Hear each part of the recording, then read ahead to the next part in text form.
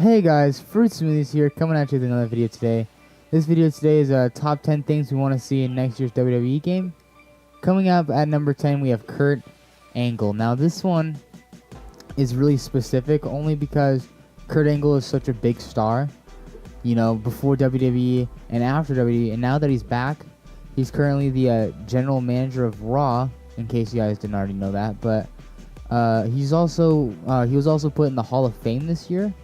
So a lot of the times when someone gets put in the Hall of Fame, they add them to the game just as like a tribute or honor to them. So now that Kurt Angle is, you know, he's back in WWE, I think they're gonna put him in the game, and it would be really cool, in my opinion, if they made like showcase mode for him. Now they were gonna do showcase mode last year with Kurt Angle in it, but they didn't have like the rights to use his name in the game, so they gave up on it. It was gonna be about Brock Lesnar, but then they just did career mode instead. Now, if Kurt Angle is put in the game, that would be very good for us players, because I mean, I like being Kurt Angle. It's pretty cool, and WWE can definitely make some money off of it. Like if they do him as like a DLC, that would be cool, or maybe even like a pre-order bonus. If Kurt Angle were a pre-order bonus, then I know a lot of people would buy the game. Coming in at number 9, we have a better universe mode. I know that says universe mode the movie, but that's a whole different thing. Now, universe mode, it's great. I love universe mode. You love universe mode. Everyone loves universe mode. It's great. It's been proven that it's a good game mode for years and years. But one thing that I don't like about universe mode that I wish they would change is if they would make it more like, make it better. Like, I know that's really like vague, but like, how many times can you guys say that you guys have done a Dolph Ziggler against Miz match over and over and over, year after year after year? And it's like sometimes, you just want like some more variety and like some, storyline. Like they've added storyline modes, like storylines to universe, and if they just like play them out more, I think that would be very entertaining in universe mode. Coming in at number 8, we have better commentary, or realistic commentary. Now in the game, as of right now, we have Michael Cole, Jerry the King Lawler, and JBL. Now these guys, they don't have a whole lot said. They only have like a handful of sayings. Now a lot of those sayings, they're not too bad, but I don't know how many times I've been playing a match and they've almost every time gone off topic. Okay, I want to know what's going on in the match. I don't care if John Cena knows how to play checkers or can speak fluent Mandarin. I just don't care about that. I want to know what's going on in my match, and that's it. I don't want to know all these extra facts. So if they could, keep it together and add more quotes to the thing, that would be very great. Coming at number 7 is showcase mode. Now, as I said earlier, in the number 10 spot, Kurt Angle, they were going to have a showcase mode last year, but they scrapped it. This is a clip from the showcase mode the year before that, in 2K18. Now, if they were to make showcase mode, I know, me personally, I would very much enjoy it. They can do Kurt Angle. That would be a great storyline. He could fight, he could have matches against Brock Lesnar, or he could have matches against Eddie Guerrero, or even Chris Benoit. They could even do, if they want to, Brock Lesnar and story showcase mode. In case you guys didn't know, like I said, showcase mode is like a story mode during the game. So Brock Lesnar, they can do what they were going to do last year. And even if they, Undertaker just retired, they can do an Undertaker showcase mode. Like have all of his matches at WrestleMania. It'll be like a WrestleMania, like a 30 years of WrestleMania part 2. They did that in WWE 2K18, which I really enjoyed, but showcase mode is a must.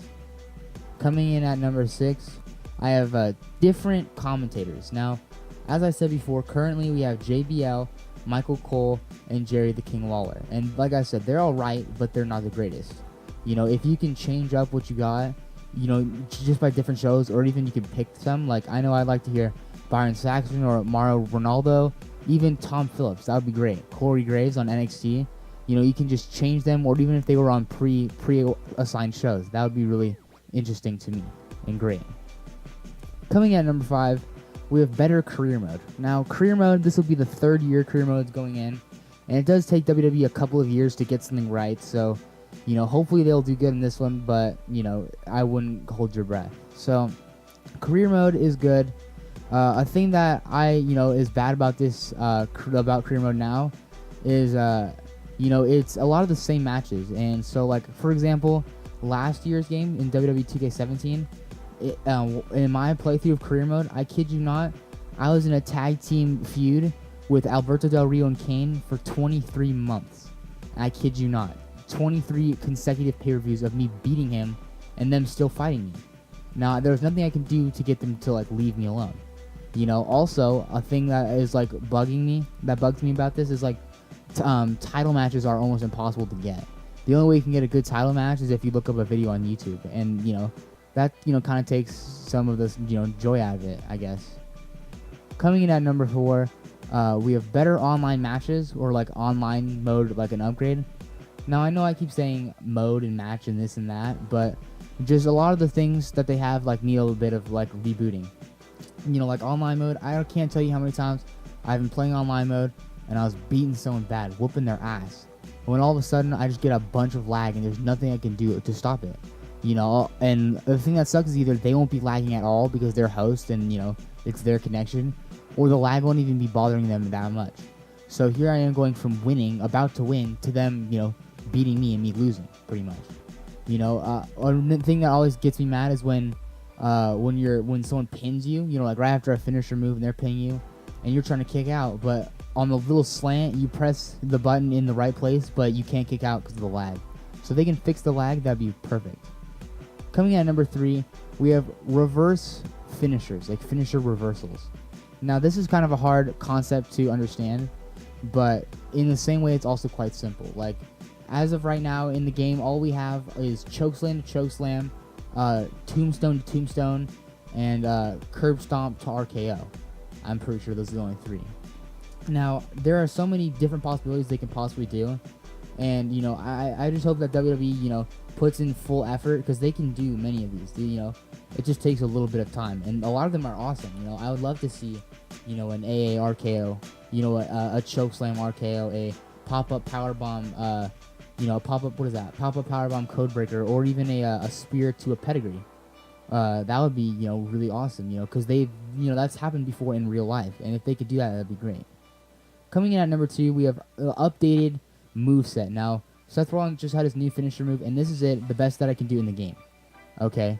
That was the best that they had in the game. Now, this is what it looks like in real life, and if you guys saw the match, that's not how it looks. Now, here's the same thing with the Muscle Buster, okay? These are all good, moves, but they look completely different in the game. Same thing with the Dirty Deeds, in case, you guys know what I'm talking about.